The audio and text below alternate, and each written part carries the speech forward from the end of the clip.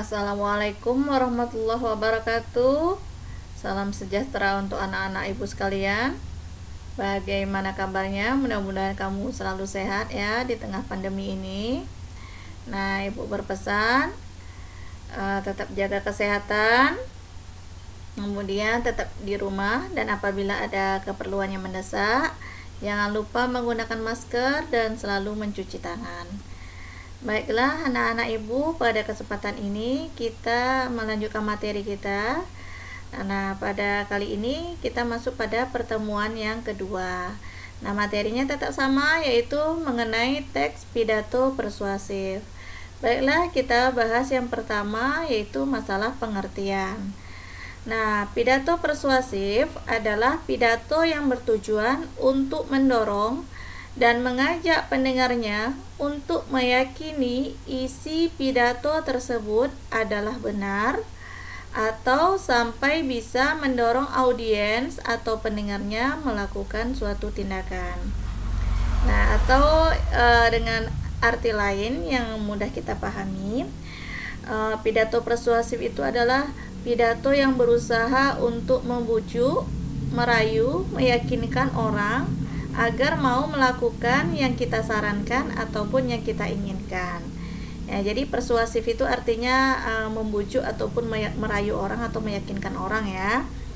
Nah, itu pengertian pidato persuasif. Nah, kita masuk kepada bagian berikutnya, yaitu tujuan pidato persuasif.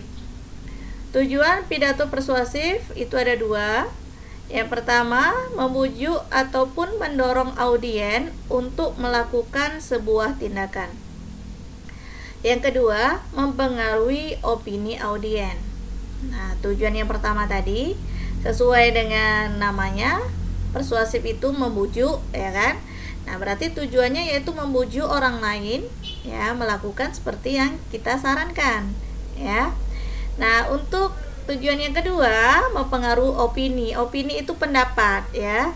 Jadi pidato persuasif itu bertujuan untuk mempengaruhi pendapat orang lain ya. Mungkin selama ini pendapat mereka itu berbeda dengan kita ya. Dengan kita memberikan penjelasan ya disertai bukti, kita harapkan apa yang kita sampaikan itu diterima oleh audiens ya. Nah, itu untuk tujuan. Baik, kita masuk yang berikutnya, contoh pidato persuasif. Contoh pidato persuasif itu terdapat pada pidato pencalonan ketua OSIS.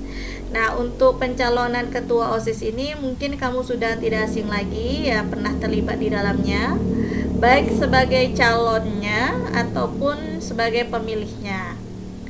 Ya, pidato pencalonan ini tergolong dalam pidato persuasif karena ketika seorang itu mencalonkan, seorang siswa itu mencalonkan menjadi ketua OSIS, ketika dia memberikan pidatonya ya, dan dia memberikan uraian visi misinya, di akhir pidatonya pasti dia akan mengajak orang lain untuk mau memilihnya ya. Nah, itu untuk pencalonan ketua OSIS. Nah, kemudian contoh yang kedua itu pada pidato pencalonan ketua Karang Taruna. Nah, pidato pencalonan ketua Karang Taruna ini sama halnya dengan yang ketua OSIS tadi ya. Nah, yang berikutnya yaitu pidato keagamaan atau istilah lainnya ceramah agama. Baik itu ceramah agama muslim atau non muslim itu sama. Inti dari ceramah itu di akhirnya adalah pasti ingin mengajak kita ya untuk melakukan hal-hal yang baik. Mungkin selama ini kita belum tahu ya, dengan mendengarkan ceramah tadi kita akan berubah pemikiran kita dan mau melakukan hal-hal yang disarankan oleh si penceramah. Nah, kemudian masih banyak contoh pidato persuasif yang lain ya, yang intinya apabila isi pidatonya itu ada mengajak orang untuk melakukan sesuatu, berarti itu tergolong dalam pidato persuasif. Baik, kita masuk bagian yang berikutnya. Unsur-unsur yang ada dalam pidato persuasif itu dibagi tiga. Yang pertama yaitu pembukaan. Pada pembukaan ini biasanya akan disampaikan ucapan salam ya. Ucapan salam ini disesuaikan juga dengan agama si pembicara.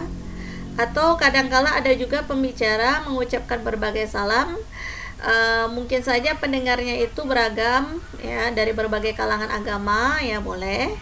Nah, kemudian ada ucapan syukur. Ucapan syukur ini ditujukan kepada Tuhan.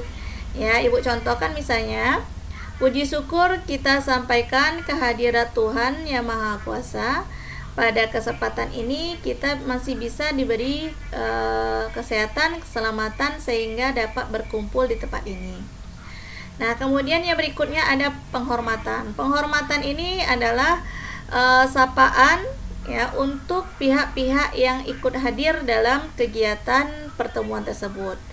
Nah, untuk penghormatan ini dimulai dari jabatan yang paling tinggi ya.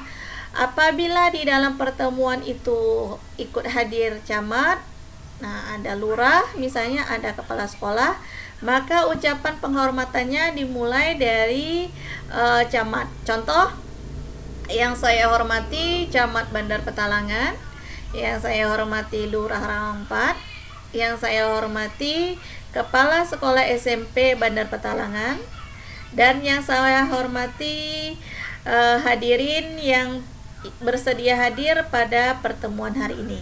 Nah, itu contoh penghormatan. Nah, berikutnya adalah tujuan pidato. Nah, pada pembukaan ini juga akan disampaikan tujuan pidato atau apa saja yang akan disampaikan dalam pidato tersebut. Nah, yang berikutnya adalah peta jalan. Peta jalan ini istilah lainnya adalah inti-inti yang mau kita sampaikan dalam pidato tadi apa saja. Peta jalan itu boleh disampaikan ataupun boleh tidak ya. Baik. Unsur yang berikutnya yaitu isi. Dalam isi berisi uraian pidato yang disertai dengan alasan yang meyakinkan untuk mendukung pendapat. Nah, isi ini adalah inti dari pidato kita. Disinilah kita menguraikan hal-hal apa saja yang akan kita sampaikan. Kemudian kita sertai dengan bukti-buktinya sehingga nanti orang mau mengikuti apa yang kita sarankan. Nah, baik, unsur yang terakhir yaitu penutup. Nah, pada penutup itu berisi simpulan pidato kita. Kemudian apa harapan yang kita inginkan. Nah, yang terakhir kemudian ucapan salam. Nah, itu tadi masalah unsur-unsur dalam pidato persuasif. Baik, pada season yang berikutnya, ini adalah season yang kalian tunggu-tunggu tentunya. Pada season ini Ibu memberikan penugasan. Sebenarnya penugasan ini juga terdapat pada buku paket halaman 39. Nah, pada penugasan ini perintah soalnya adalah silakan kamu simak sebuah pidato, boleh dari televisi ataupun radio atau bahkan dari YouTube. Kemudian silakan kamu tuliskan tema pidatonya itu apa, nama pembicaranya siapa, waktu tayang atau siarannya. Waktu tayang atau siaran ini menyangkut nama hari, kemudian pukul berapa ditayangkan. Lanjutnya, silakan kamu tulis bentuk sapaan yang digunakan dalam pidato. Kemudian bentuk salamnya yang digunakan. Nah, dua hal ini terdapat pada bagian pendahuluan atau bagian pembukaan ya. Baik, berikutnya yang mesti kamu lakukan adalah merangkum. Merangkum ini yang kamu rangkum 3 hal. Yang pertama, bagian pendahuluan dari pidato ya. Silakan kamu buat simpulannya, inti-intinya yang terdapat pada pendahuluan dari pidato yang kamu dengarkan. Nah, yang kedua, isinya. Nah, silakan kamu rangkum, kamu simpulkan inti-inti dari isi pidato yang sudah kamu dengarkan. Nah, bagian 3, kamu juga harus membuat simpulan isi penutup dari pidato yang sudah kamu dengarkan. Nah, itu tadi materi kita mengenai teks pidato persuasif ya. Berikut juga ada penugasan dari Ibu. Mudah-mudahan kamu dapat mengerjakannya dengan baik ya. Dan harapan Ibu ya, kamu selalu semangat dan jaga kesehatan di tengah pandemi ini. Dan Ibu akhiri, wassalamualaikum warahmatullahi wabarakatuh.